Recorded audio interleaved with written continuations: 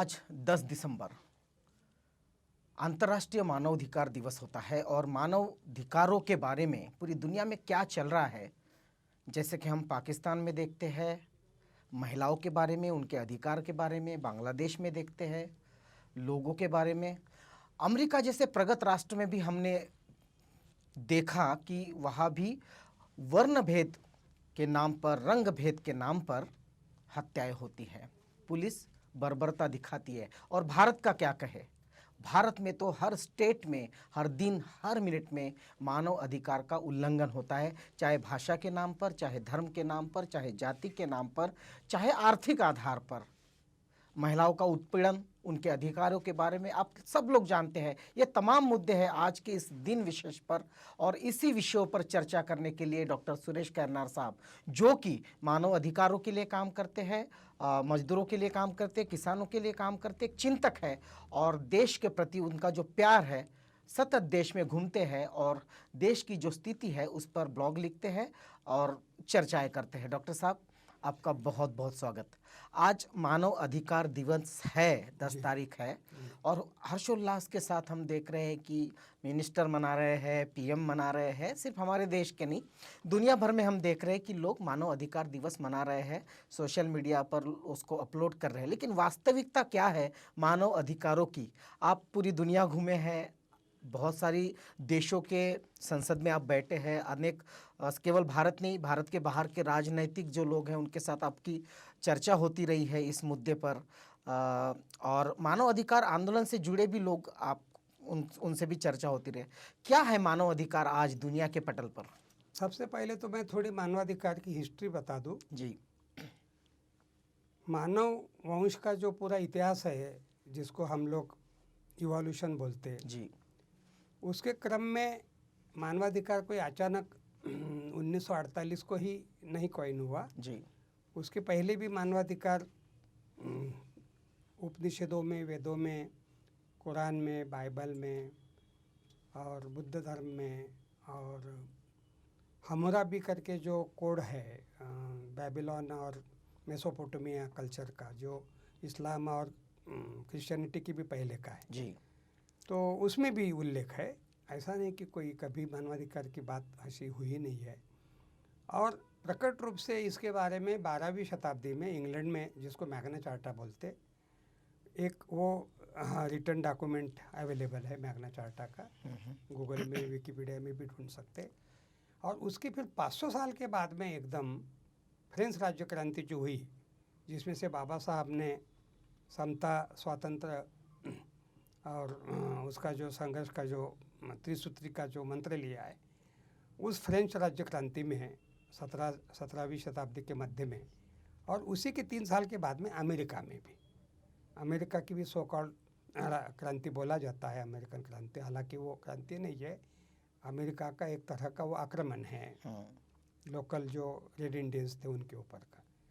तो उस हिसाब से ये जो पहले वाले जो इतिहास के अलग अलग दाखले हमने बताए, लेकिन 1948 के बैकग्राउंड में 3 साल पहले का जो विश्व युद्ध है दूसरा, उस दूसरे विश्व युद्ध में हिटलर ने जर्मनी में जू लोगों का जिस ढंग से 60 लाख से ऊपर जू उसने मार डाले थे, 60 लाख, जो कई शहरों की आबादी भी नहीं होती है। यूरोप के 1-2 देशों की लोक संख्या अभी 60 के नीचे है। जी। तो इतनी बड़ी आबादी को मारने के बाद में यूएनओ की स्थापना तो तुरंत सेकंड वर्ल्ड वॉर के बाद 1945 में ही हो गई थी। तो 3 साल के पश्चात में जब उसके 50-60 देश मेंबर कंट्रीज थे, आज तो 200 के आसपास हो गए हैं, तब उन्होंने मानवाधिकार का ये मामला लाया 10 दिसंबर 1948 को। अब ये सब ठीक है, ये फॉर्मेलिटीज़, यूएनओ की स्थापना, उसमें ये प्रावधान, लेकिन दुख की बात यह है कि आपने आपकी प्रस्तावना में भी कहा कि पूरे विश्व भर में मानवाधिकार के उल्लंघन के कमाधिक प्रमाण के उदाहरण, ताज़ा फ्लाइड जॉर्ज का, अमेरिका का एक ब्लैक आदमी का, वो भी किसी गलत फहमी में नोट नकली या सही होने की बात है, वो भी $1 या $2 की, कोई बहुत बड़ी रकम भी नहीं थी। उसी के आधार पे उसको पुलिस, जो कि गोरी चमड़ी की पुलिस थी, ये ब्लैक था, और इसको भरे रास्ते के ऊपर गर्दन के ऊपर घुटना रख के मार डाला। ये इसी 2020 के अंदर की बात हो कि बहुत पुरानी नहीं है। अमेरिका में इस ढंग के आए दिन घटनाएं होते रहती है। अमेरिका के जितने भी जेल है वो सभी ब्लैक, जिसको वहाँ पर अफ्रो अमेरिकन बोलते हैं, जी उनसे भरे हुए, जगह भी नहीं है दूसरों को रखने के लिए। और आए दिन इनके साथ में जो व्यवहार होता है मुख्य रूप से पुलिस का, जी जैसे हमारे देश में पुलिस का दलित, आदिवासी, महिला, अल्पसंख्यक समाज के साथ का व्यवहार, बिल्कुल वहाँ पर भी कालों के साथ का व्यवहार वो प्री ऑक्यूपाई माइंड के होते हैं, पूर्वग्रह दूषित। जैसे हमारे यहाँ सो कॉल्ड कोडिफाइड कास्ट के तौर पे कुछ जातों का गुनहगारी जात के तौर पे बाकायदा अंग्रेज़ों के ज़माने से चला आ रहा, उस ढंग से अमेरिका में कोई भी घटना हो जाए, लूट मार, चोरी, डकैती, कुछ हिंसा की, वो पहला उनका हथियार या पहला उनका नज़र पड़ती है ब्लैक्स के ऊपर।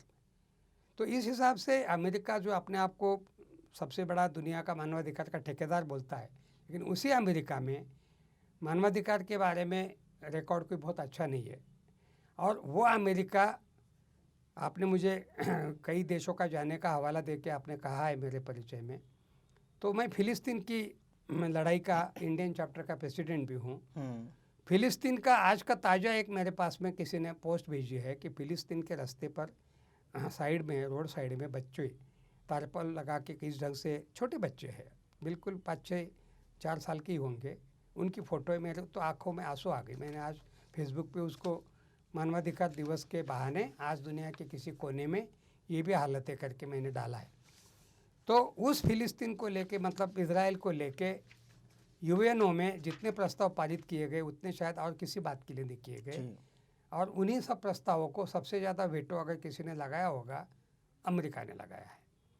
तो मानवाधिकार के बारे में अमेरिका कितनी संवेदनशील है, उसका ये अफ्रो अमेरिकन के साथ का व्यवहार, इजराइल के साथ का उनका व्यवहार, मतलब फिलिस्तीनियों के साथ का। और एक बाद तरह अफगानिस्तान में भी जो उन्होंने किया, अफगानिस्तान, इराक का तो मेरा अपना खुद का आना जाना है, मैं अपने आंखों से देख के आ रहा हूँ कि वहाँ उन्होंने टिग्रिस और यूफ्रेटिस नाम की नदियों में कैसा जहर डाल के पॉइजन बना डाला है, और 15 लाख लोग मर चुके हैं, जो कि किसी दुनिया के मीडिया में, हम भारत का गोदी मीडिया बोलते, लेकिन अमेरिका की भी मीडिया के बारे में मीडिया का जो रवैया है वो कोई इससे अलग नहीं है। अमेरिकन न्यूज़ भी 2003 का ये अफगानिस्तान और इराक युद्ध के जो घटनाएं हैं इस शताब्दी के शुरू होने के समय की, उनके भी रिपोर्ट्स आपके सामने पूरे ठीक से नहीं है। और वो जो रिपोर्ट्स हम लोग देखते हैं, या खुद जाकर वहाँ पर मुझे मौका मिला है इराक में 1 हफ्ता रहने का, और नजब करबला से लेके बगदाद तक मैंने सफ़र किया है, देखा है, भयानक है। मैं तो एक तरह से मेरा खाना पीने का ये चला गया था, नौसिया हो गया था मुझे, पूरा खंडहर में तब्दील करके रख दिया गया है। तो इसलिए अमेरिका के हाथ मानवाधिकार के बारे में कोई बहुत साफ सुथरे नहीं है। और इसी अमेरिका ने 70 के दशक में वियतनाम में क्या किया, इसी अमेरिका ने लैटिन अमेरिकन कंट्रीज़ है, पनामा से लेके क्यूबा, चिले और दुनिया भर के उनके ही बगल में पैदल क्रॉस करके जा सकते हैं ऐसे फासले वाले, उनमें क्या क्या क्या करते रहा है। तो इसलिए मानवाधिकार के बारे में विश्व के सभी देशों को, जिसको हमाम में सभी नंगे हम बोल सकते हैं, हम भारत के परिप्रेक्ष्य में आपने जो आज शुरुआत की है जी, आप कह रहे हैं कि यहाँ मिनिस्टर्स और कुछ लोग भी मानवाधिकार दिवस मना रहे, हम लोग बहुत उत्सव प्रिय है प्रीतम जी। दिवाली, दशहरा, अंबेडकर जी की जयंती, पुण्यतिथि, सब कुछ मनाने में हमको बहुत जोश आता है। हम सब लोग नए कपड़े पहनकर काफ़ी जोश खरोश के साथ करते हैं, लेकिन उसके पीछे की जो पूरी प्रिंसिपल्स है, जो भावना है, जो तत्व है, उसके बारे में हमको किसी को कोई लेना देना नहीं है। अगर कोई मिनिस्टर या कोई और पदाधिकारी अगर इसमें शामिल होंगे आज के उत्सव में, मुझे नहीं पता, क्योंकि मैंने बहुत दिनों से मीडिया का एक तरह से अघोषित बहिष्कार ही कर दिया है, उन्हें कोई नैतिक अधिकार नहीं है। आज की तारीख में भारत का मानवाधिकार का रिकॉर्ड दुनिया का सबसे वर्स्ट कंट्रीज़ में शुमार होता है प्रीतम जी, और पर्टिकुलरली 6 सालों का। इसके पहले भी कोई बहुत अच्छा इतिहास नहीं था। हम इंदिरा गांधी जी के आपातकाल के विक्टिम हैं, हम जेल में रहे हैं, जेपी आंदोलन के हैं। गौरी बंधु के आंखें इंदिरा जी की समय निकाली गई थी अकोला ज़िले में, वो दोनों हमारे सोशलिस्ट पार्टी के लोग थे, मैं खुद जाके उस घटना की। एक तरह से वो मेरी ज़िंदगी की पहली या दूसरी इंक्वायरी भी बोल सकते हैं आप। बिहार की लक्ष्मणपुर बाथे की घटना, बातें की बातें उन्हीं है। के। बिहार में तो मैं आपको 1 दर्जन से ऊपर गिना सकता हूँ। अभी अपना पूरा समय कम पड़ जाएगा, इतना वहाँ का हिस्ट्री है। लेकिन उस बिहार के ही बगल वाला उत्तर प्रदेश का योगी जी की सत्ता में आने के कुछ चंद दिनों के भीतर बाबा साहब की जयंती को मनाने को लेके, यानी एक तरफ भारतीय घटना के शिल्पकार हमारे देश के फलाना ढिमका भारत रत्न सब कुछ हिंदू मिल देकर कुछ शायद और भी बड़ा स्मारक भी कल बना डालेंगे, लेकिन बाबा साहब जिस कौम के लिए, मैं तो बाबा साहब को इस देश का पहला मानवाधिकार का आगाज करने वाला पुरुष कहूँगा। क्योंकि बाबा साहब जब विद्यार्थी थे उस समय से उन्होंने साउथ बोरो कमीशन को अपना रिपोर्ट 50 पन्नों का सबमिट करने से, ये 1919 की बात बोल रहा हूँ, जब बाबा साहब 30 साल में भी नहीं आए थे। बिल्कुल। साउथ बोरो कमीशन को 50 पन्नों का, और खुद साउथ बोरो ने बुलाया नहीं था, तब तक बाबा साहब की आइडेंटिटी कायम नहीं हुई थी। बिल्कुल नहीं हुई थी। विठल राम जी शिंदे जी को ऑफिशियली बुलाया गया था जी। डिप्रेस क्लास कमीशन क्लास के। बाबा साहब ने सिडनहैम कॉलेज में प्रोफेसर रहते हुए खुद राज्यपाल गवर्नर को पत्राचार कर करके उनको सौंपने के लिए उस कमीशन को इजाज़त मांगी थी। ये बाबा साहब के जीवन की राजनैतिक, सामाजिक और मानवाधिकार के प्रति शुरुआत भी कह सकते हैं, एक्टिविस्ट होने की, काम करने की। उस ज़माने में उन्होंने 50 पन्ने का निवेदन सबमिट किया है। अभी समग्र बाबा साहब में वो सब डॉक्यूमेंटेड आपको मिल जाएगा, विकिपीडिया गूगल में भी ढूंढने से मिल जाएगा।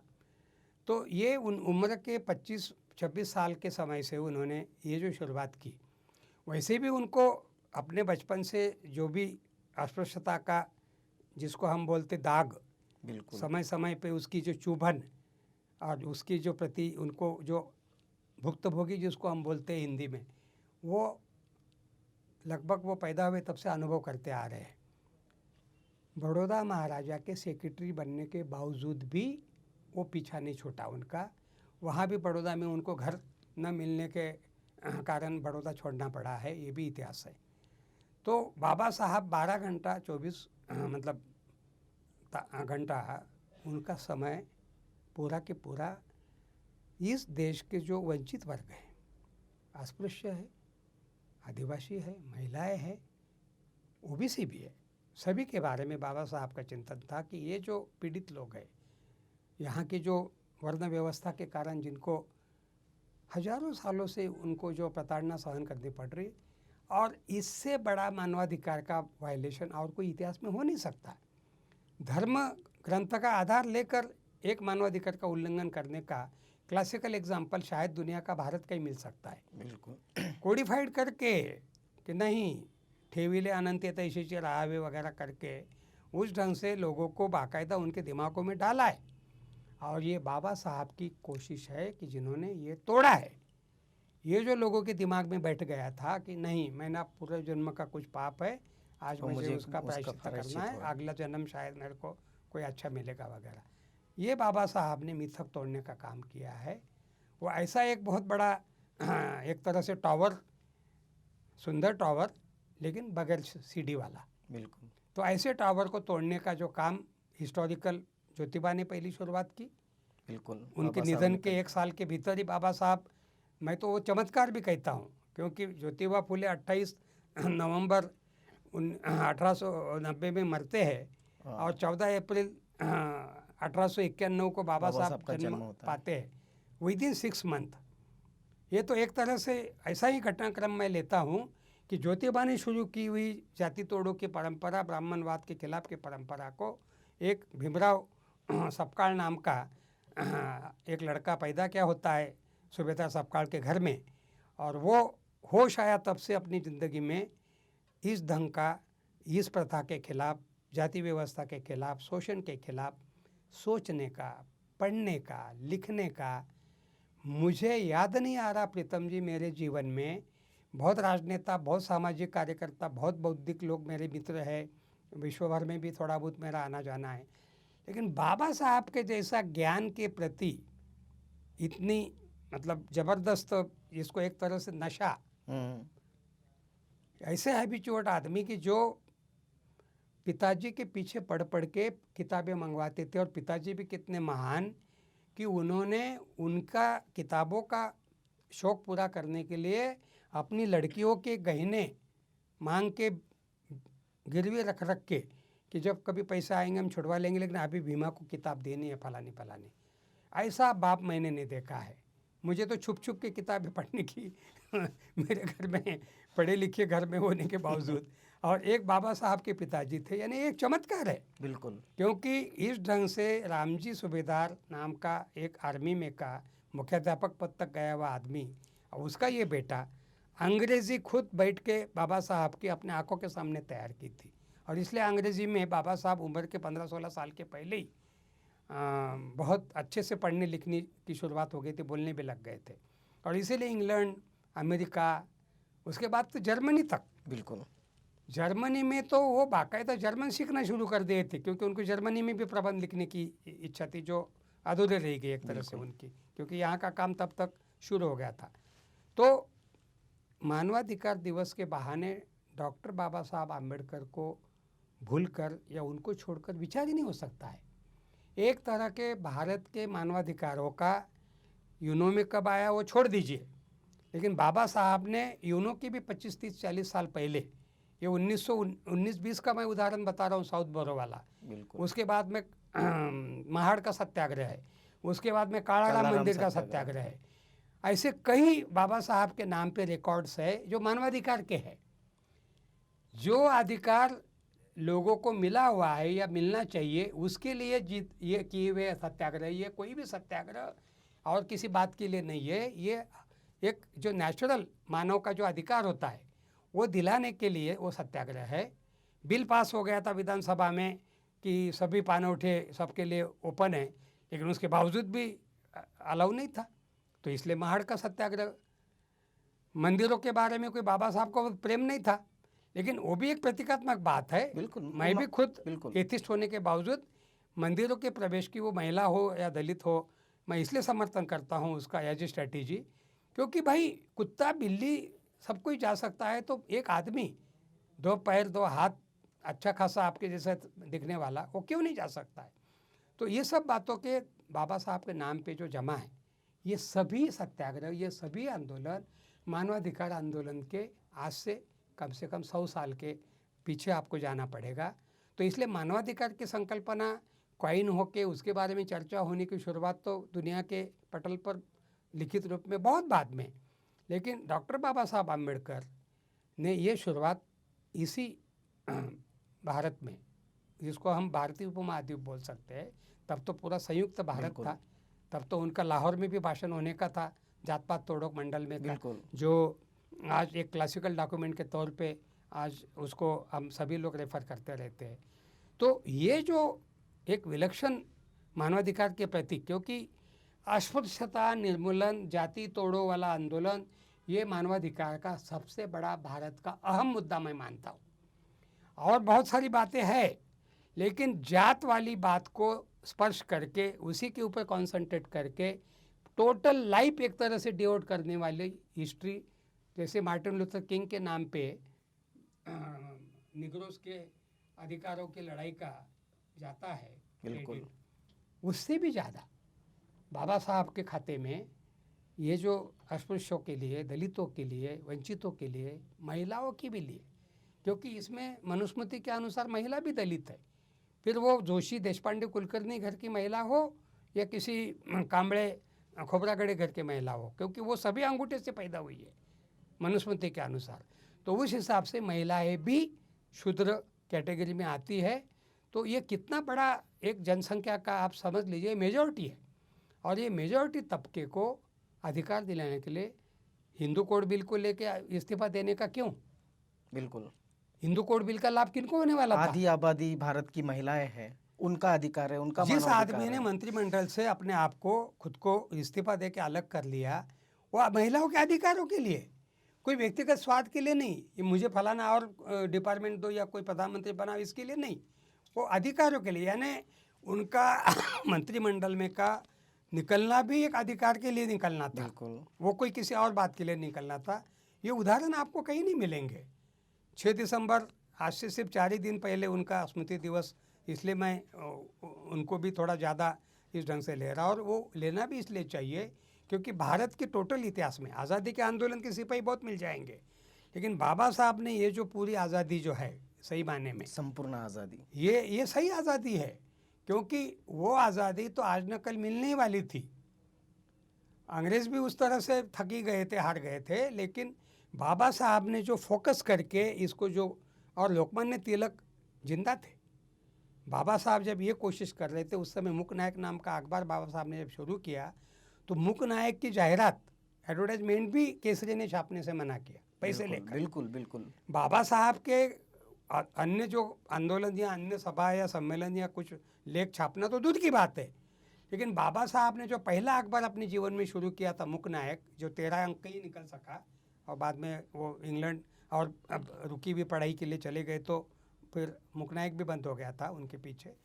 तो उस अखबार की एडवर्टाइजमेंट भी, और ये लोकमान्य तिलक जी, जिनको हम भारतीय स्वतंत्रता आंदोलन के पुरोधाओं में मानते हैं, तो इस ढंग से स्वतंत्रता आंदोलन में भी अस्पृश्यता के बारे में का उतना जागरण उस ज़माने में बाबा साहब जब ये जद्दोजहद कर रहे थे, तब हर एक की इसमें नहीं थी, कुछ लोगों को थी, कुछ लोगों को नहीं थी। तो उसमें बाबा साहब का ये जो पूरा एक तरह से प्रखर रूप से दिखता है मानवाधिकार का मुद्दा, क्योंकि अस्पृश्यता निर्मूलन या जाति व्यवस्था के खिलाफ से बड़ी भारत के परिदृश्य में मानवाधिकार की बात कोई दूसरी हो नहीं सकती है। अच्छा दिखने वाला आदमी, साफ सुथरा रहने वाला आदमी, हर तरह से हाइजीन का पालन करने वाला आदमी, लेकिन बायोलॉजिकल एक्सीडेंट से किसी XYZ जाति का होता है और उसको आप अस्पृश्य मानते हैं, उसको आप आपके पास आने नहीं देते हैं। आज कोविड के कारण हम एक दूसरे से दूर डिस्टेंस मेंटेन कर रहे, 1 मिनट के लिए वो समझ में आता कि एपिडेमिक बीमारी की बात है, लेकिन 5000 सालों से ऐसा कौन सा कोविड हमारे दिमाग में घर करके बैठ गया था कि जिसमें हमने अच्छे अच्छे लोगों को अपने आसपास आने नहीं दिया, जिसके खुद भुक्तभोगी बाबा साहब रहे हैं। और उन्होंने जो एल्गार, उन्होंने जो जागरण, जिंदगी खपा दी पूरी, अपना लाइफ का जो भी पूरा स्पैन उनके हाथ में था, और इसीलिए वो मरे भी जल्दी, और 10, 20, 25 साल तक पक्का जी सकते थे, क्योंकि डायबिटीज़ रहते हुए भी लोग जीते हैं, आज तो 80-90 साल तक चले जा रहे। लेकिन बाबा साहब का जो पूरा आक्रोश, जो पूरा संताप, जो पूरा उनका जो मन की जो उथल पुथल होते रही है रात दिन, वो बिल्कुल तिलमिला जाते थे इन सब प्रथाओं से। तो ये करने वाला आदमी को, अभी मैं कल ही देख रहा था, किसी ने मुझे कल धनबाद से भेजा है कि वाइसराय काउंसिल के वो मंडल के मेंबर थे, और उनके लेबर वाला जो डिपार्टमेंट होता है उसके मेंबर भी थे। तो अभ्रक की खदान से लेके, कोयले की खदान से लेके, लोहे की खदानों में खुद उतर के मजदूरों का जीवन कैसा है, कल ही मेरे पास ताज़ा आया है, मैं उसके ऊपर हाथ घुमाने वाला हूँ अलग से। और उस समय लेबर कमेटी में रहने वाला ये आदमी हैट, फेल्ट हैट वगैरह पहना हुआ, लेकिन खदानों में उतर के उन्होंने खुद मजदूरों का जीवन, मजदूरों की मजदूरी करने की स्थिति का अवलोकन किया और रिकमेंडेशन दिए। मजदूरों के हकों की बात तब तक कोई यूनियन, कोई उस ढंग का भारत में होने का चलन नहीं शुरू हुआ था। और बाबा साहब इंग्लैंड में पढ़ने के कारण मजदूर लेबर पार्टी का जो भी उनके ऊपर असर था, शुरू में उन्होंने अपनी पार्टी का भी नाम मेरे ख्याल से, मैं अगर गलत नहीं तो लेबर पार्टी नाम दिया था। तो स्वतंत्र मजदूर पक्ष, हाँ, वो उनके दिमाग में वो पूरा मॉडल बैठा हुआ था। और यहाँ जब उनको वाइसराय कमीशन में लिया गया तो काउंसिल में, तो उसमें मजदूरों की स्थिति के बारे में इतना अवेयर आदमी कमेटी का, कल किसी ने पोस्ट भेजी है मेरे परिचित मित्र ने धनबाद के खदानों से, कि डॉक्टर आम्बेडकर 1900 उस समय के, उस ज़माने में 100 साल हो रहे हैं। हाँ, वो लिखने की वजह है कि आज उसको 100 साल हो रहे हैं। 1920 की बात है वो, और 1920 में वो वाइसराय काउंसिल में के पूरे कोयला वाला जो क्षेत्र है, रानीगंज, धनबाद और ये पूरा एरिया में, वो खुद उतर के गए, 1 सप्ताह के आसपास रहे वो वहाँ पर। फिर वहाँ से कलकत्ता जाकर फिर उन्होंने अपना रिपोर्ट भी सौंपा है। मतलब देखिए, एक आदमी का अवेयरनेस या जागरण का ये एक उदाहरण है कि अस्पृश्यता का निवारण तो एक अपने उनके खाते में है ही, वो बहुत सारा लोग बोलते रहते, लेकिन मज़दूरों के बारे में बहुत सारे अन्य मजदूर नेताओं का नाम लिया जाता है, लेकिन बाबा साहब ने कोई मजदूरों की डिमांड के पहले, कोई मजदूरों के आंदोलन के पहले बाबा साहब ने खुद मजदूरों के बारे में कैसे कैसे रिपोर्ट लिखे है, कैसे कैसे रिकमेंडेशंस दिए है, क्या क्या सुविधाएं देनी चाहिए, इतना तफसीलवार नोट उनका उन्होंने कल किसी ने मुझे जब कोट करके भेजा है, मैं उस पर एक ब्लॉग लिखने वाला हूँ। तो इस ढंग से मानवाधिकार दिवस के दिन बाबा साहब को याद किए बगैर अन्य बहुत सारे लोगों का भी योगदान है, योगदान इसमें है, कोई दो बिल्कुल। राय नहीं। आज की भी तारीख में बहुत लोग दलितों के, आदिवासियों की लड़ाइयाँ लड़ रहे हैं। हाथरस जैसे कांड में कई लोग दौड़ के जा रहे हैं, उन्नाव के केस को उठा रहे हैं। सहारनपुर में जो आदित्यनाथ सत्ता में आने के तुरंत बाद जो दंगा हुआ था, उसमें से एक चंद्रशेखर नाम का नेता भी दलितों का एक तरह से पैदा हुआ, ऐसा भी हम कह सकते हैं। हालांकि उस दंगे में उत्तर प्रदेश सरकार की और पुलिस की भूमिका बहुत भयावह है। दुर्दैव से देश के हर जगह का पुलिस और प्रशासन का रवैया कोई बहुत अच्छा नहीं। खैर लांजी तक, खैर लांजी की भी केस में मैंने बार बार कहा है, आपके भी साथ बैठे हुए कहा है कि खैर लांजी में पुलिस प्रशासन ने अगर प्रॉपर ढंग से कागज पत्र तैयार किए होते, इंक्वेस्ट पंचनामा से लेके पोस्टमार्टम रिपोर्ट से लेके एफआईआर तक, सब चीज़ों में इतना लैकुना है, ऐसी ऐसी बातें छोड़ी है। और यही हाथरस के साथ, यही उन्नाव के साथ, और यही सहारनपुर से लेके बलरामपुर से लेके देश भर की कितनी भी सारी घटनाएं, अस्पृश्यता निवारण कानून बना हुआ है, एट्रोसिटी का कानून बना हुआ है, दुनिया भर के क्या क्या प्रावधान बने हुए, लेकिन एक दिन नहीं जाता प्रीतम जी, 2020 को ख़त्म होने को आज भी 3 हफ्ता बाकी है और 1000 का आंकड़ा पार कर गया है एट्रोसिटी का। बिल्कुल। उत्तर प्रदेश का अकेला 20 करोड़ आबादी का प्रदेश है, जो कई राज्यों देशों की जनसंख्या से भी ज़्यादा है। उस प्रदेश में 1000 एट्रोसिटी के, दलितों के, महिलाओं के अत्याचारों की घटनाएं हैं। शर्म आनी चाहिए उस आदित्यनाथ को, उस नरेंद्र मोदी को, उस अमित शाह को। अगर आज वो मानवाधिकार दिवस मना रहे होंगे, उन्हें कोई नैतिक अधिकार नहीं, क्योंकि ये वो लोग हैं कि जो लोग दलितों के प्रति, अल्पसंख्यकों के प्रति, किसानों के प्रति ताज़ा उदाहरण है। बिल्कुल, आज हम बैठे हुए हैं, उस पर चर्चा हम करेंगे। बिल्कुल, आज हम बैठे हुए हैं, कैसे, मैं पहले दिन से कह रहा हूँ, काहे की वार्ता, सीधे सीधे तीनों कानून वापस लो। वार्ता का कोई सवाल नहीं, किस बात की वार्ता करोगे आप लोकसभा में कानून पास करके बैठ गए हो, और वार्ता का आप जो जलेबी वाला जो खेल खेल रहे हो, काहे के लिए भाई? ये जो पूरा टाइम किलिंग का बात चल रहा है, ये मानवाधिकार का लक्षण है। बिल्कुल, ऐसे लोगों को मानवाधिकार का कोई मॉरल राइट है? ये वो लोग हैं जिन्होंने दंगों की राजनीति करके अपना राजनीतिक करियर बनाया है। ऐसे लोगों के हाथ में आज देश की बागडोर गई है। क्या क्या मानवाधिकार का इन्होंने गुजरात में उल्लंघन किया है। इन्होंने गुजरात में दंगे करा के अपनी राजनीतिक करियर बनाई है। ऐसे ये लोग हैं, इनसे मानवाधिकार की हम क्या उम्मीद कर सकते हैं? उल्टा मैं आज की तारीख में भारत के परिदृश्य में मानवाधिकार का मामला जितना संगीन है, उतना शायद इतिहास के क्रम में कभी नहीं था। इन्हीं महीनों में पिछले साल एनआरसी का आंदोलन चल रहा था। क्या किया उस एनआरसी वाले आंदोलन के लोगों के साथ में? किस ढंग से देश भर में डिटेंशन सेंटर बना के रखे। 90 साल पहले जर्मनी में कॉन्सेंट्रेशन कैंप नाम से चीज़ जो ईजाद की गई थी हिटलर के राज्य में, लगभग वही मॉडल यहाँ पर 50-50 करोड़ के डिटेंशन सेंटर देश के हर राज्य में 5-5, 6-6, 8-8, 10-10 महाराष्ट्र में तक है। आसाम में तो मैं खुद देख के आ रहा हूँ। गोलपारा के मटिया कदम तला के सेंटर को तो मैं आधा दिन खड़ा था वहाँ पर, फोटोग्राफ्स है मेरे पास 50 उस जगह के। और यही प्रधानमंत्री रामलीला मैदान पे रामलीला, राम के नाम पे झूठ बोल रहे हैं। ये कौन कहता है कि देश में डिटेंशन सेंटर है?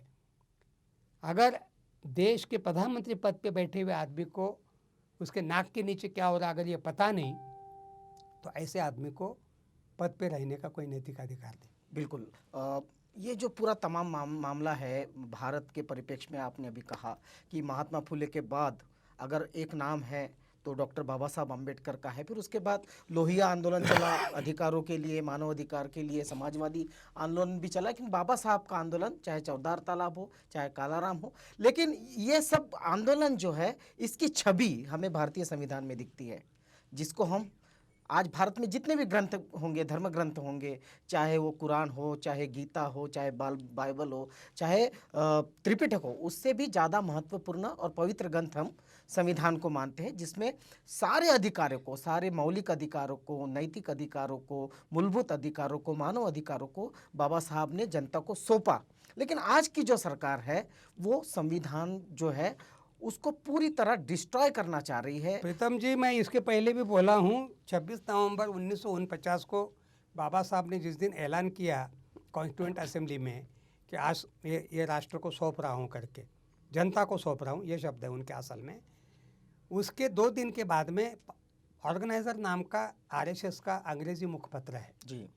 जैसा अभी पंचजन्य में कल परसों सिखों के बारे में बहुत ही बिलो बेल्ट आर्टिकल आया है, उसको मैं निपटने वाला हूँ आजकल में, वैसा ही 26 नवंबर के बाद में 28 या 29 नवंबर की इश्यूज़ है, ऑनलाइन भी अवेलेबल है ऑर्गेनाइज़र के।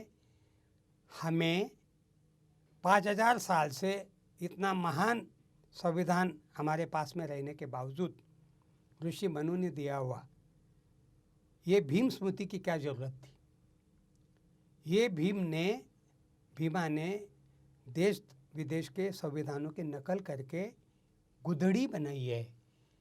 पुराने कपड़ों को हमारी माँ बहनें एक ज़माने में गांव में मुझे याद आता है वो सिलती थी, और वो जो उससे जो बनता था ब्लैंकेट टाइप का, इन दिनों में बहुत काम आता था, गर्म लगता था, वो पुराने कपड़े थे, साड़ी धोती, गुदड़ी की उपमा दी है, अंग्रेज़ी में कांथा है वर्क। और हमें ये संविधान मंजूर नहीं है, हमें ये संविधान का अशोक चक्र मंजूर नहीं है, ये हमारी भारत की संस्कृति से मेल नहीं खाता है, हमें ये तिरंगा झंडा मंजूर नहीं है। यहाँ तक कि उन्होंने हमारे देश के कई सारे प्रतीकों के बारे में, उन्होंने बाबा साहब ने जिन बातों का संविधान में प्रावधान किया था उन हर बात की आलोचना की है। एक नहीं, 2 नहीं, 3 आर्टिकल्स है। तो जिस संगठन का आज राज है, राज कोई किसी बीजेपी या किसी मोदी का नहीं है, ये है आरएसएस का राज है, संघ परिवार का राज है। और उस संघ परिवार को जब पहली बार सत्ता में आने का मौका मिला था इस शताब्दी के शुरुआत में, अटल बिहारी जी के समय, इसी नागपुर के घटाटे नाम के वकील है, इनकी अध्यक्षता में कॉन्स्टिट्यूशन रिव्यू कमेटी बनाई गई थी। ये कोई पहली कोशिश नहीं है, उस समय भी बनाई गई थी। जो लोगों के स्मृति बहुत कमज़ोर होती है, भूल जाते हैं लोग, वो पहली बार एनडीए को मौका मिला था तो संविधान समीक्षा की समिति का प्रमुख इसी नागपुर का था, एडवोकेट घटाटे। ये वो घटाटे है जिसकी सीनियर घटाटे ने आरएसएस की स्थापना में मूलभूत भूमिका निभाई है। ये जमींदार इजारेदार फैमिली है, इन्होंने आरएसएस को बेतहाशा पैसा भी दिया है आगे बढ़ाने के लिए। वो उस परिवार का एक आदमी जो वकील वर्तमान में सीनियर वकील है, बहुत बड़ा, सुप्रीम कोर्ट में भी प्रैक्टिस करता है, उसकी अध्यक्षता में एक कमेटी बनाई गई थी, घटाटे कमेटी। वो रिपोर्ट भी पढ़ा हुआ है, और उस रिपोर्ट के समय भी काफ़ी चिल्लम मची थी कि भाई खबरदार संविधान को हाथ लगाया तो वगैरह वगैरह वगैरह। तो आरएसएस के मन में वर्तमान संविधान के प्रति सम्मान की भावना का तो कोई सवाल ही नहीं पैदा होता, वो मानती भी नहीं है, वो खुद का भी अपने संगठन का संविधान नहीं बनाते। भारत का एकमात्र संगठन है जो ऑल इंडिया लेवल का 1 से 2 करोड़ के ऊपर उनके स्वयंसेवक है, लेकिन उनका अपना संविधान नहीं है। उनका अपना संविधान नहीं, देश का संविधान को वो मानते नहीं है। वो सीधा बोलते हैं कि मनुस्मृति जैसा 5000 साल पुराना संविधान रहते हुए इसकी क्या आवश्यकता थी। तो ऐसे लोगों के हाथ में जब आप देश की बागडोर दोबारा सौंप रहे हैं, और तिबारा बोल सकते हैं क्योंकि अभी 2nd टर्म हो रही है वर्तमान सरकार की, तो इनको भारतीय संविधान के प्रति रत्ती भर का भी प्रेम आदर नहीं है। और इसलिए ये भारतीय संविधान को शयने ख़त्म करने की ये जो अलग अलग संशोधन है ना, नागरिकता विधेयक से लेके, कृषि विधेयक से लेके, 44 मजदूरों के, जिन मजदूरों की बात बाबा साहब के 100 साल के उपलक्ष्य में मैंने आज आपको अभी कुछ देर पहले कही, उन्हीं मजदूरों के अधिकारों को जो बाबा साहब ने शुरुआत की थी देने की, उसके बाद मजदूर आंदोलन से जो मिलने की शुरुआत हुई थी, वो 44 अधिकारों को इस सरकार ने रद्द कर दिया, निरस्त कर दिया। और पिछले साल भर से ज़्यादा समय से 2 करोड़ से ऊपर मजदूरों की हड़तालें, संप, मोर्चे, धरने, बहुत कुछ हुए, लेकिन मीडिया में उसको कोई स्थान नहीं है। जैसा आज किसान का इतना बड़ा आंदोलन, शायद मेरे अपने खुद के जीवित काल में, मुझे याद नहीं आ रहा, मैं एक आंदोलन का प्रोडक्ट हूँ, लेकिन इस ढंग का आंदोलन मैंने और दूसरा देखा नहीं है। तो ऐसे आंदोलन को आज की सरकार किस ढंग से उसके साथ ट्रीट कर रही। सबसे पहले तो इतने ठंड में उनके ऊपर पानी बरसाया, इतने ठंड में उनके ऊपर आंसू गैस के गोले फेंके गए, रोड तोड़े गए, कई जगह पर उनको एक तरह से जैसा कोई घेरा गया। विदेशी लड़ाइयों में रोड तोड़ने की बात कब होती है? जब शत्रु पक्ष को अंदर आने नहीं देना। देना है अपने किले तक। ये शत्रु है। एक तरफ 75% आबादी किसानी के ऊपर अवलंबित, एक तरफ स्वावलंबी भारत की बात करने वाला प्रधानमंत्री, और वो खुद चिल्ला चिल्ला के बोल रहा है कि ये कृषि का किसानों का फ़ायदे का बिल है। तो एक मिनट के लिए ऐसा मान लीजिए कि चलो फ़ायदे का है, लेकिन जिनके लिए है उनको आप समझाओ ना। पहले आप किसानों को विश्वास में नहीं लिया। मैंने कई लोकसभा राज्यसभा सदस्यों को फ़ोन करके पूछा कि ये बिल की कॉपी आपके पास कितने दिन पहले आई? बोले नहीं, हमको आई नहीं थी।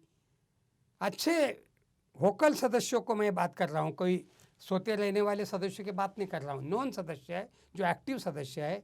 ये परंपरा है हमारी पार्लियामेंट की, हमारा संविधान का दायित्व है वो कि आपको कोई भी बिल लाने के पहले सदस्यों को बहुत दिन पहले उसको वितरित करना पड़ता है। उनके घरों में जा के कॉपियाँ देनी पड़ती है। वो उसको पढ़ते हैं, फिर उसके ऊपर अपना सुझाव देते हैं, उसके ऊपर अपने अमेंडमेंट्स करते हैं, बहुत कुछ होता है। फिर उसके बाद संसद में बहस होती है, फिर बहस में सूचना उपसूचना, ये बहुत कुछ रात भर कई बार बहसें चलती है। इस ढंग का इस कोविड के आड़ में इस सत्र में बहस नहीं होगी, सवाल जवाब नहीं होगा, ये भी बोल के ठीक है। लोकसभा में उनकी अपनी मेजॉरिटी है, 300 सदस्य है, वो तो अपना बनमाए कर लेंगे। लेकिन राज्यसभा, उस राज्यसभा का वो डिप्टी चेयरमैन मेरा अपना दोस्त है। ये हमारे मित्र जो है, इन्होंने जिस ढंग से उसको आवाज़ी मतदान के नाम पे जो पारित करने का ऐलान किया, ये भारतीय संसदीय इतिहास का सबसे काला अध्याय है। हरिवंश के प्रति मैंने लिखा कि हरिवंश मेरे कम से कम 30-40 साल पुराने दोस्त है, लेकिन I am ashamed about my self and my friendship with you, कि आप जिस ढंग से राज्यसभा में पहुँचे वो भी मुझे मालूम है, आप किस ढंग से राज्यसभा के डिप्टी चेयरमैन बने वो भी हमको मालूम है, और उसमें सबसे घटिया राज्यसभा में आपने जो उस दिन व्यवहार किया और ये तीनों बिलों को पारित करने का जो पाप आपके सर पे है, जो पारित किया, ये आपको इतिहास कभी माफ़ नहीं करेगा। ये मैंने पोस्ट लिखी है, ओपनली लिखी है, पूरा दोस्ती का हवाला देते हुए लिखी है, ओपन लेटर टू हरिवंश करके मैंने लिखी हुई है कि शर्म आनी चाहिए आपको, इस ढंग से आपने बिल पास करा दिया है। तो हमारी पार्लियामेंट्री डेमोक्रेसी की भी ऐसी की तैसी हो गई। इसका मतलब ये पार्लियामेंट का एक तरह से मैंडेट मिला हुआ बिल है ही नहीं। और जिन किसानों की आप बात कर रहे हैं, वो किसान आज पिछले 30-40 सालों से अपने कई मांगों को लेकर लड़ाई लड़ रहे हैं। ये भी लोग उसमें कई बार शामिल रहे हैं, ऐसा नहीं। भारतीय किसान उनका भी अपना एक संगठन है, और अलग अलग समय में जब विरोधी पार्टियों की सरकारें थी दूसरों की, तब इन्होंने भी उसको खूब हवा देने की कोशिश की है। वो शरद जोशी जब मरा ना, तब वो इन्हीं के पार्टी का झंडा लपेट के मरा है, क्योंकि वो राज्यसभा का इन्हीं का मेंबर बन के बाद में वो अंत में इंडिया का ही वो आलय बन गया था। तो ये सब चीज़ों के बावजूद किसानों के बारे में का बिल, ये एक उदाहरण के तौर पे बोल रहा हूँ, ऐसे तो कई सारे बिल वो ला रहे हैं, यूजीसी वाले से लेके बैंकों से लेके, ऐसे देश के बाबा साहब ने और दुनिया भर के कॉन्स्टिट्यूट असेंबली के लोगों ने जो भी रात दिन जाग कर जो किए थे 200-300 दिनों का उनका अपना पूरा संविधान का, ये संविधान रहते हुए भी जिस ढंग से अमेंडमेंट्स ला रहे अलग अलग पिछले दरवाजे से, तो आप जिस संविधान की बात कर रहे हैं, जिस संविधान को इस 26 नवंबर को 70 साल हो रहे थे, उसी दिन उन किसानों को संविधान दिवस के ही दिन दिल्ली में आना था, और उस दिन से आज 10 तारीख को हम बराबर गिन के 2 हफ्ता आज हो रहा है, वो 2 हफ्ते से दिल्ली के बॉर्डरों के चारों तरफ पड़े हुए हैं। ये संवेदनहीन सरकार, ये मानवाधिकार विरोधी सरकार, ये जो किसानों के विरोधी सरकार, जो 75% आबादी आज भी किसानी पे अवलंबित है, और क्या मांगे उनकी? वो कोई आपकी संसद नहीं मांग रहे, वो कोई आपका सिंहासन नहीं मांग रहे, वो तो अपने फसल का दाम ही मांग रहे भाई। वो जो धूप, बारिश, ठंड, ये सब इसमें अपना कष्ट कर कर के जो करता है पूरा अपना काम, आप एक पिन तक कारखाने की दाम लगाते हो, आप बाटा के जूते का दाम लगाते हो, आप घड़ी का दाम लगाते हो, आप एक मोबाइल का लगाते हो, टीवी का, क्या लगाते हो आप, यानी उसका टोटल कैलकुलेशन करते हो, उसका जो उसके ऊपर लागत खर्च जो कुछ हुआ है, जिसको अंग्रेजी में कॉस्ट बेनिफिट बोलते हैं, वो कॉस्ट निकालने का सबके लिए आपका कानून है, हर बात के लिए। यानी रिलायंस वाले जितनी भी उत्पाद है, हर बात के लिए आपका कॉस्ट वाला काम करता है। तो इस देश का किसान के उपज के लिए, किसान की फसल के लिए, क्योंकि वो कोई जादू की पुड़िया तो है ही नहीं कि ऐसा हाथ किया साईं बाबा जैसा और उसने निकाल दिया ज्वार, बाजरा, गेहूँ, दाल, चावल। वो 5, 6, 8, 10 महीना पूरी मेहनत करके ये करने वाली बात, उसका पूरा परिवार रात दिन लग जाता है, पूरा आधी रात को बेचारा वो अपना काम करते रहता है, खेतों में धूप में काम करते रहता है, खुद हल की, बैल की जगह खुद हल लगा के अपने आप को कई बार कंधे अपने ये करा लेता है। तो ऐसे किसान को आपको उसकी मांगे मानने के लिए तकलीफ क्या है? और प्रीतम जी, आपको भी पता होगा, इस संसद में 544 में से हार्डली 100 या 150 मान लो, बच्चे भी 400 के 400 सांसद है तथा कथित किसानों के बेटे हैं।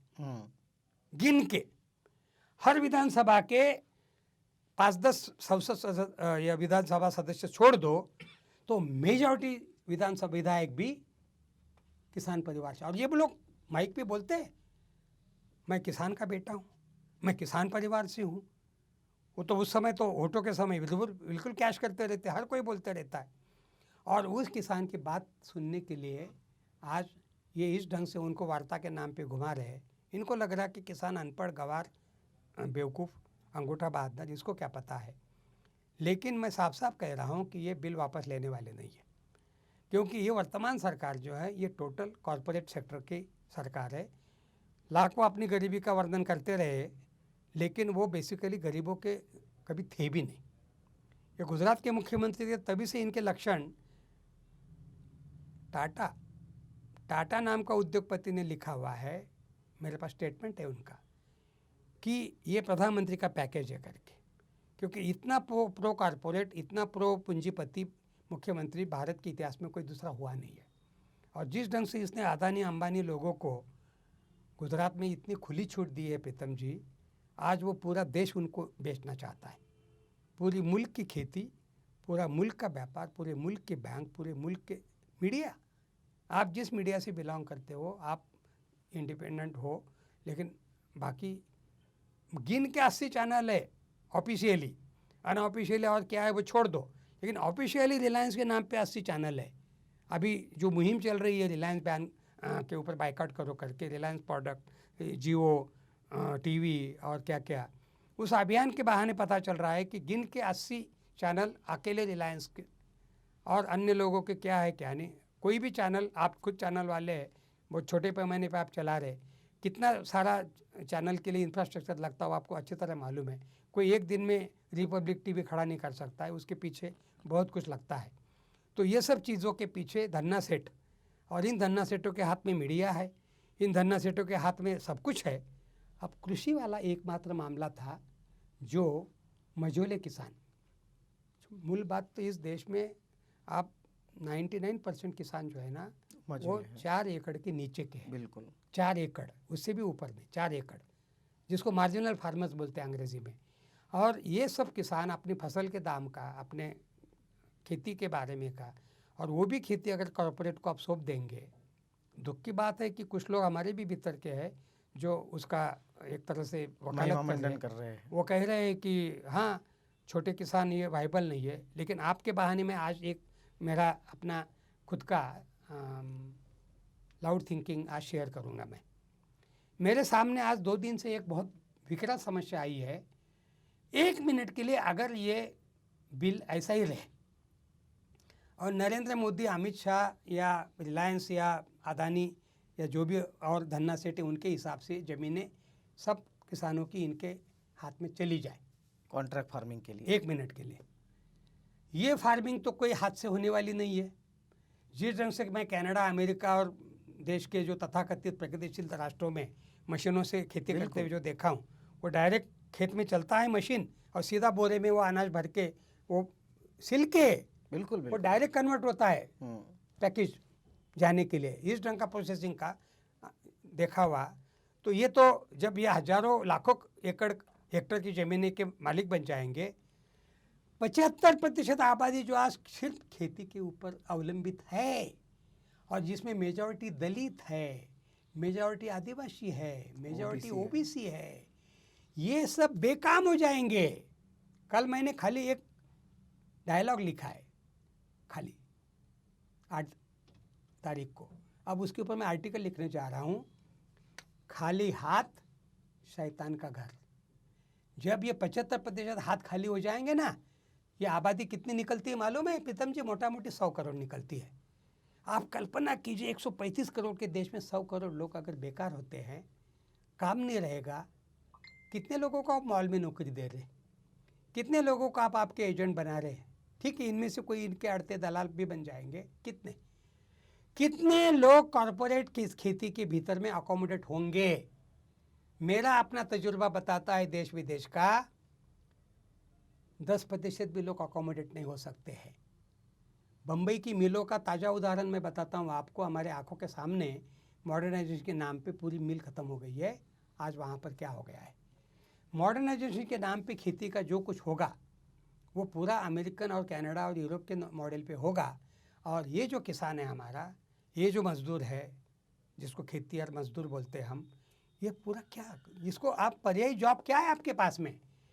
प्रधानमंत्री नरेंद्र मोदी जी को मैं आपके माध्यम से पूछना चाहता हूँ कि आप 135 करोड़ टीम इंडिया, इसी चैनल पर मैंने बोला हूँ ना, पहला उनका राष्ट्र को संबोधन जो हुआ था लाल किले से 15 अगस्त 2014 को, आप ही ने मुझे पहले से आगाह किया था कि आपको मोदी जी के भाषण के बाद तुरंत आना है।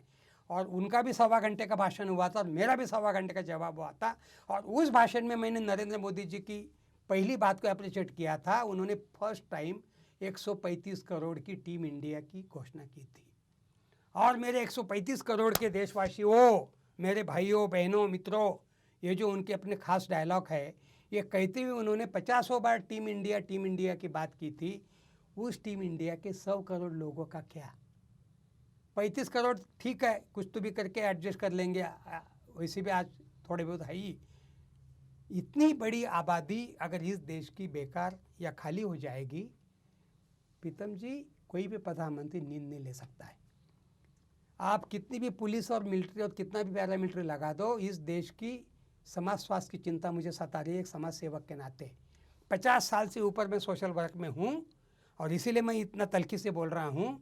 आज मेरे सामने सवाल मेरी किसानी जा रही है, आपकी जा रही है, वो छोड़ दो, आप चली भी गए और आपको अगर 2 समय खाने का मिलता है तो भी 1 मिनट के लिए मैं मान्य कर लूँ। 2 करोड़ हर साल में काम दूंगा कहने वाला आदमी टोटल 2 करोड़ भी नहीं दे सका है 6 साल में। और बिहार के चुनाव में एक आदमी 10 लाख बोल रहा था, ये 19 लाख अपने मैनिफेस्टो में लिख रहे हैं, उससे भी डबल। भाई, जिस बिहार से देश के सबसे ज़्यादा स्थलांतरित मजदूर देश के कोने कोने में फैल के काम कर रहे हैं, यही ज़मीन के कारण। मैंने खुद आज से 40 साल पहले पटना के प्रेस कॉन्फ्रेंस में बोला है कि बिहार की असली समस्या ज़मीन, अगर ज़मीन का बंटवारा अगर ठीक ढंग से हो जाता है तो ये बिहार का मजदूर जो इतना कश्मीर से लेकर कन्याकुमारी तक जाता है, ये बहुत सारा रुक जाएगा। बिल्कुल, बहुत बेजमीन लोगों की संख्या है, गांव के गांव एक एक जमींदार के हैं।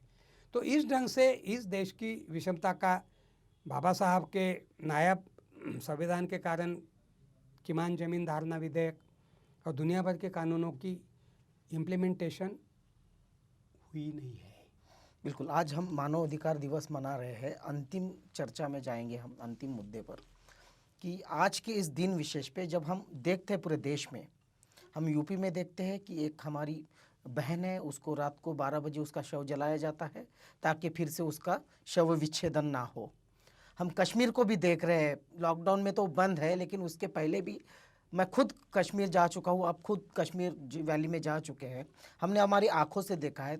वहाँ मानव अधिकार का इतना बड़ा उल्लंघन दुनिया में कहीं नहीं होगा जितना कश्मीर में हमने देखा है, वैली में देखा है। एक तरफ हम देख रहे हैं कि ताज़ा तरीन आपने अभी जो चर्चा की, किसान 100 करोड़ से ज़्यादा जिनकी जिंदगी किसानी पर है, वो एक तरफ से ख़त्म होते जा रहे हैं। अल्पसंख्यकों की स्थिति जो है एनआरसी के बाद जो विचलित हो गए हैं, एनआरसी लाने के बाद, सीडब्ल्यू लाने के बाद। पश्चिम बंगाल में हम जाते हैं तो वहाँ उसको देश का हिस्सा ही नहीं समझा जाता। हम अगर इधर जाते हैं, नॉर्थ ईस्ट में जाते हैं, सेवन सिस्टर की, उसको भी देश का हिस्सा नहीं समझा जाता है। और इस परिप्रेक्ष्य में अब साउथ में भी ये चल रहा है कि दक्षिण भारतीय देश जहाँ बीजेपी की सत्ता नहीं है, उसको भी ये कहा जा रहा है कि ये राष्ट्रद्रोही लोग हैं, इनको राष्ट्र से क्या लेना देना। अब तमाम इन मुद्दों पे देखते हुए मुझे ये भय सता रहा है, जो भय आपने कहा कि अगर 100 करोड़ लोगों के हाथ से काम चला जाएगा, अल्पसंख्यक का भरोसा उठ जाएगा, कश्मीर की ये हालत है, नॉर्थ ईस्ट की हालत है, क्या हम वास्तव में इस देश में एक सिविल वार पे खड़े हैं? क्या सिविल वार का आगाज बहुत जल्दी हो जाएगा और देश के टुकड़े हो जाएंगे? अंतिम टिप्पणी आपकी चाहिए। सिविल वॉर की शुरुआत तो किसान आंदोलन का जो हश्र होगा उसी से होगी। बिल्कुल, क्योंकि 75% आबादी जिस बिजनेस के ऊपर, जिस उद्योग के ऊपर अवलंबित हो, वो अगर ख़त्म हो जाएगा तो मैं कल ही मेरे को पटना के एक प्रोफेसर साहब बुजुर्ग जो कभी एमएलसी भी रहे हैं 2 बार, उनका कल रात को फ़ोन था मुझे कि वार्ता तो फेल होती जा रही लगभग, बोले आपका क्या कहना है। मैंने कहा फिर तो सिविल वार ही है, क्योंकि जो भी एक बकावत है ना, मरता तो क्या नहीं करता वाली, बिल्कुल। तो जब आदमी मरने लगेगा तो वो अकेला फिर नहीं मरेगा ना। सिविल वॉर के उदाहरण दुनिया में कोई ऐसे नहीं है, ऐसी कोई बात नहीं। देश दुनिया में बहुत सारे सिविल वॉर्स के उदाहरण मैं बता सकता हूँ आपको। तो इसलिए भारत में वर्तमान सरकार की जो नीतियाँ है वो अनीतियाँ है। नीति आयोग का पदाधिकारी का भाषण कल आपने देखा ही होगा। इतना अनीति वाला भाषण, वो कहते हैं बहुत हो गया लोकतंत्र, वो तो कहता है कि कड़ाई से निपटना होगा, लोकतंत्र से हमारे देश के समस्याएं हल नहीं होती है, इसलिए वो लोकतंत्र को ही अभी सवाल खड़ा कर रहा है। जिस लोकतंत्र को इस देश में बाबा साहब के और कई सारे हमारे लोगों की कृपा से मताधिकार का, लोगों का अधिकार का प्रयोग करने को मिला। अंबानी को भी एक ही वोट है और किसी एक फटियाल किसान या मजदूर को भी एक ही वोट है। अब उनके ऊपर अगर ये उंगलियां उठाने लग गए हैं तो आप जिस तरफ इशारा कर रहे हैं अल्पसंख्यक, आपने कश्मीर की बात की, वो अल्पसंख्यक का ही संबंध है। बिल्कुल, कश्मीर को छेड़ने की वजह है अगर कश्मीर बहुसंख्यक दूसरा धर्म के लोगों का होता तो ये कश्मीर के साथ नहीं हुआ होता। जानबूझकर सिर्फ 70-80 लाख की आबादी का प्रदेश है, लेकिन जानबूझकर उसको छेड़ा है ताकि वो मुसलमान बहुल है। इसलिए तथाकथित तलाक वाला बिल जो है, हम खुद तलाक बिल के समर्थक लोगों में से ही है, लेकिन नरेंद्र मोदी जी के मुंह से आने वाला तलाक बिल और हमीद दलवाई के मुंह से आने वाले तलाक बिल में जमीन आसमान का फर्क है। ये मुसलमानों को भाला, तलवार या गुजरात के दंगे में मारने वाले हथियार के तौर पे इस्तेमाल किया है इन्होंने। अगर इनको सच में मुस्लिम औरतों से इतना अगर स्नेह और चिंता होती तो बिल्किस बानो, इजरत जहाँ और दुनिया भर के अभी जकिया जाफरी दर दर के ठोकरे खाते हुए घूम रही है न्याय के लिए। बिल्कुल। तो इसलिए उस हिसाब से तो इनको कोई महिलाओं से भी मतलब नहीं, अल्पसंख्यकों का तो वो विरोधी है खुल के, इसमें कोई दो राय नहीं। वो तो खुला एजेंडा, ओपन सीक्रेट जिसको बोलते हो, विश्व के भी पटल पे उनका नाम बदनाम है इस बात को लेके। और जिस आप अलग अलग प्रदेशों की जो आपने बात की जहाँ मेरा अपना खुद का आना जाना है, उन प्रदेशों का आइसोलेशन तथाकथित मध्य भारत से कब का मन से हो चुका है। एक समय था द्रविड़स्थान की मांग को हमने अपने जीवन काल में ही देखी है, और इसी ढंग से अगर चला मामला तो खाली वहाँ से नहीं शुरू होगा, फिर दलित स्थान की मांग क्यों नहीं हो, हाँ, द्रविड़ फिर स्थान, आदिवासी स्थान की मांग क्यों नहीं हो, स्थान, फिर मराठा स्थान की मांग क्यों नहीं हो, क्योंकि जिनको रिजर्वेशन अगर कोर्ट अभी दे दिया आज ही की है कि कोर्ट ने कहा कि कोई रिजर्वेशन नहीं मिलेगा। ये अगर इस ढंग के अलग अलग जाति समूहों को जो अभी चेतना आ रही है और इनके हकों को, इनके अगर बातों को आप नहीं मांगेंगे, नहीं मानेंगे, तो अंत में अमीबा नाम का एक बायोलॉजी में पेशी होती है जीव, उससे एक पेशी से दूसरी पेशी तैयार होती है। वैसे यहाँ ऐसे कई राष्ट्र बन जाएंगे, कई राष्ट्र बन जाएंगे। बाबा साहब के बारे में का 30 साल के अंदर का उनके बारे में का उल्लेख है कि वो 6 से 7 करोड़ का एक राष्ट्र को संबोधित कर रहे हैं जो दलितों का था। उस समय बिल्कुल 1920 100 साल पहले के। और उसके प्रति उनकी चिंता चल रही थी। उनके नज़र के सामने वो 6-7 करोड़ का भारत था, वो पूरा उनके नज़र में था, टोटल रात दिन उनका उसी पर था। तो इस ढंग के जो राष्ट्र है इस देश में ऐसे कितने हैं, और ऐसे राष्ट्र आप बोल रहे हाथरस जैसे कांड, खैरलांच जैसे कांड, बलरामपुर जैसे कांड, अलग अलग कांडों से क्या संदेश जा रहा है? हर तरह के लोगों में इनसिक्योरिटी का कॉम्प्लेक्स अगर चला गया, और जिस अल्पसंख्यक समाज के बारे में आपने बोला, मैं आज फिर उसको दोहरा रहा हूँ, वो इस देश का एक चौथा हिस्सा है और वो कहीं भी नहीं जाने वाला है, वो यही रहने वाला है, यही मरने वाला है, यही पैदा हुआ है। और उस कौम को आप अगर एनआरसी के नाम पे आप अगर तथाकथित अलग अलग क्या क्या नाम पर अगर सताओगे तो इस देश में और एक बंटवारे की आप नींव डाल रहे हो। ये मैं कई बार लिखा हूँ, कई बार बोला हूँ, आज भी दोहरा रहा हूँ। इस ढंग से और संविधान या मानवाधिकार तो सिर्फ अल्पसंख्यक, दलित, आदिवासी, महिलाओं के लिए है एक तरह से, क्योंकि जो धन्ना सेठ है उनको क्या है, उनको तो हर चीज़ के मालिक है। ये जो बाबा साहब ने और कॉन्स्टिट्यूंट असेंबली ने जो नायाब ये जो बना के दिया है, ये तो उन्हीं के लिए है। मानवाधिकार की बात तो सीधी सीधी अल्पसंख्यकों के लिए लागू पड़ती है, भारत में मुसलमानों के लिए, पाकिस्तान में गैर मुसलमानों के लिए, बांग्लादेश में भी गैर मुसलमानों के लिए, दुनिया के हर हिस्सों में जहाँ जहाँ विश्व में अल्पसंख्य है, ये पैमाना है, ये पूरे विश्व का पैमाना है, मेरा अपना खुद का दिमाग का उपज नहीं है। और संयुक्त राष्ट्र का भी मानवाधिकार दिवस का क्वाइन किया हुआ मुद्दा भी इसी बात का है। वो जो जू 7000 सालों से एक्सोडस होते होते होते होते हिटलर का आज से 100 साल पहले का जो मासेकर का इतिहास है, उसको देखते हुए मानवाधिकार का ये पूरा जो आपको जो डॉक्यूमेंट जो दिख रहा है, उसके पीछे भी वो एक जेनोसाइड वाला जो उदाहरण है। तो आप इस ढंग से भारत में कितने भागलपुर, कितने गुजरात, कितने क्या क्या करोगे आप? हाँ, और ये कर कर के आप प्रधानमंत्री पर 1 दिन 2 दिन के लिए रह लोगे, लेकिन पूरा भारत, और जिस ढंग से आप हर कौम को छेड़ रहे हो, आपने तो एक कौम को छेड़ के आपने वहाँ पर एक कुर्सी हथिया ली, अब सिखों को छेड़ रहे हैं। अभी आप सिखों को, कल तक आपके साथ में थे तो वो देशभक्त थे, एनडीए में आपको कोई प्रॉब्लम नहीं था, लेकिन किसान बिल के ऊपर जब उन्होंने एनडीए से वॉकआउट कर दिया तो आपको दूसरे दिन उनमें खालिस्तान नज़र आने लगा है। किसान पगड़ी दाढ़ी वाला है तो खालिस्तानी, कोई जंगल गढ़चिरौली आदिवासियों में आदिवासी के विस्थापन की मांग कर रहा है तो नक्सलाइट, कोई दलितों के भीमा कोरेगांव के दुनिया भर के अत्याचारों की बात करता है तो वो भी आतंकवादी। और इस ढंग से आप कैटेगराइज करके एक एक लोगों को जो ठप्पा लगा के दे दे रहे हो, और हजारों लाखों लोगों को जेलों में ठूसने का जो काम शुरू किया है, और वो भी राष्ट्रवाद के नाम पे। आखिरी बात, राष्ट्रवाद का आरएसएस का या बीजेपी का दूर दूर तक का संबंध नहीं है। मैं ऑन रिकॉर्ड ऑन कैमरा बोल रहा हूँ, मैं आज़ादी के आंदोलन में ये लोग बाकायदा लिखित रूप में एब्सेंट रहे हैं, और आज़ादी के आंदोलन में ये ब्रिटिशों के दलाल बन के खुफिया का काम करते थे, आज़ादी के आंदोलन के लोगों का नाम बताने के, उनके कार्रवाइयाँ बताने का काम करने वाले। और ऐसे लोगों का राष्ट्रवाद के साथ का संबंध सिर्फ 3.5% का राष्ट्रवाद है, पेशवाई वाला, ब्राह्मण वाला। बाकी के राष्ट्र से इनका कोई लेना देना नहीं। इनको राष्ट्रवाद चाहिए वो 80-90 साल जो पुणे में जो चला था ना, जिसकी भीमा कोरेगांव की लड़ाई में अस्त हो गया, ये है वो गुस्सा। और इस कारण नाम मोदी हो या नाम कोई किसी का आदित्यनाथ हो, लेकिन काम तो ये सब वही कर रहे हैं।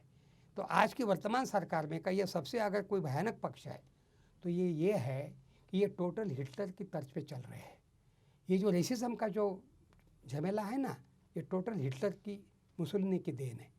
नीत्शे नाम का एक फिलोसोफर हो गया 19वीं शताब्दी में, ये उसका पूरा लिखित तत्वज्ञान है।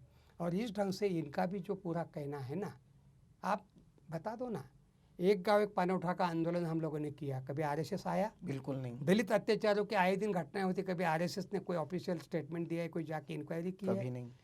तो दलितों के प्रति, आदिवासियों के प्रति, महिलाओं के प्रति क्या कहते हैं? वर्तमान जो प्रमुख है संघ के, ड्रेस कोड की बात बोलते हैं। महिलाओं ने अच्छे कपड़े पहनने चाहिए ठीक ठाक, और घर में रहना चाहिए। उन्होंने ऐसे आए दिन रात दिन बाहर नहीं जाना चाहिए, उनका काम है चूल मूल, बच्चा संभालना और चूल्हा संभालना। इस ढंग से बात करने वाले लोगों के हाथ में जब देश की बागडोर चली जाएगी तो उन लोगों से देश के 50% आबादी महिलाओं की पड़ती है, 15% अल्पसंख्यक है, 15-16% दलित है, 10% आदिवासी है। इस ढंग से ये 80-90% का जो पूरा देश का जो मेजॉरिटी जो तबका है, ये अगर हर तरह का असुरक्षित मानसिकता में चला जाएगा तो इस देश की सुरक्षा का सबसे ज़्यादा चिंता हमको हो रही है और ये राष्ट्रद्रोह है। ऐसे देश को मिजरेबल, ऐसे देश को सिविल वॉर की कगार पे लाके खड़े करना, इससे बड़ा राष्ट्रद्रोह कोई हो नहीं सकता है। और ये राष्ट्रवाद के नाम पे दूसरों को राष्ट्रद्रोही बोल बोल के अरेस्ट करने के नाम पे ये जो पूरा कर रहे हैं, यही राष्ट्रद्रोह है। और ऐसे राष्ट्रद्रोहियों को आज की तारीख में एक तो उनको होश में लाना है और नहीं आते तो उनको हटाना चाहिए, जो भी विधिवत मार गए उनके द्वारा। और किसान आंदोलन ये उसकी अभी मेरे ख्याल से एक ऐसी झलक है जिसमें से इनको एक इशारा मिल गया है और इसलिए इनके पैर की नीचे की ज़मीन जो है ये खिसकने लगी है।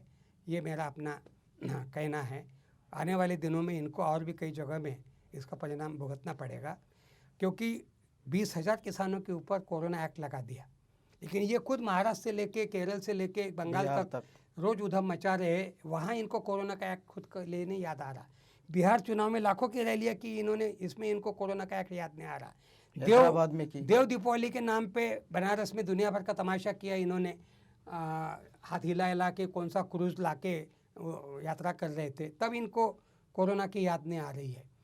और अपने खुद के जलसे कर रहे हैं, तिरुपति बालाजी से लेके साईं बाबा से लेके क्या क्या नहीं उत्सव मना रहे हैं, सब कुछ आराम से चल रहा है। वहाँ इनको कोरोना का कुछ नहीं है। कोरोना है तो मुसलमानों के, कोरोना है तो सिखों के, कोरोना है तो किसी किसानों के, कोरोना है तो इस ढंग से ये जो सुविधाजनक ढंग से हर बात का इस्तेमाल करने का जो चलन चल चुका है, ये राष्ट्रद्रोह है। और इस ढंग से इस देश के संविधान के साथ का खिलवाड़ करना, पुलिस प्रशासन का इस्तेमाल करना। कौन पुलिस है? किसानों के बच्चे हैं ना।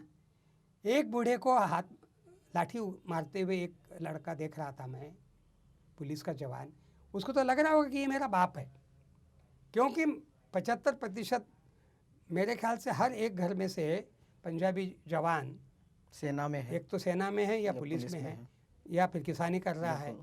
तो इस ढंग का तो प्रोपोर्शन है वहाँ का। और महाराष्ट्र में भी या देश में किसी भी कोने में कौन जाता भाई पुलिस में? जिसको कोई और सर्विस नहीं मिलती, कुछ और नहीं करता, वो बेचारा अगर शरीर ठीक ठाक है तो चला जाता है पुलिस में। तो 80-90 या 99% लोगों की आबादी सेना से लेके पुलिस तक इन्हीं की है। आने वाले दिनों में वो भी ये बात सोचेंगे, वो भी बगावत पे उतारू हो जाएंगे कि इनफ, जो कभी अंग्रेज़ों के समय में हुआ था। बिल्कुल।